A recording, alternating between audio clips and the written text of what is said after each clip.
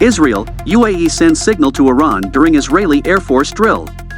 For the first time ever, the commander of the Emirati Air Force openly observes the international blue flag military drill taking place this week in Israel. The Israeli Air Force, IAF, conducted its fifth blue flag drill this month, with for the first time the participation of squadrons and fighter pilots from the United States, United Kingdom, Germany, Italy, Greece, France and India.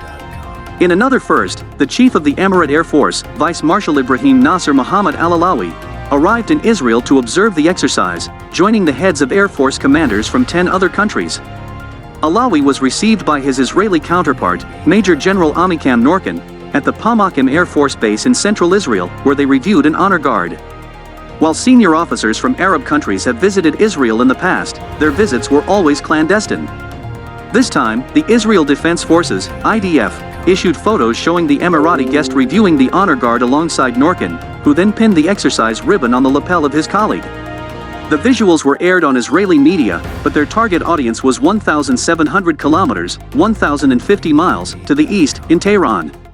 Imagine an Emirati squadron taking part in the next blue flag exercise, not just its Air Force commander, a senior diplomatic source told Al Monitor on condition of anonymity.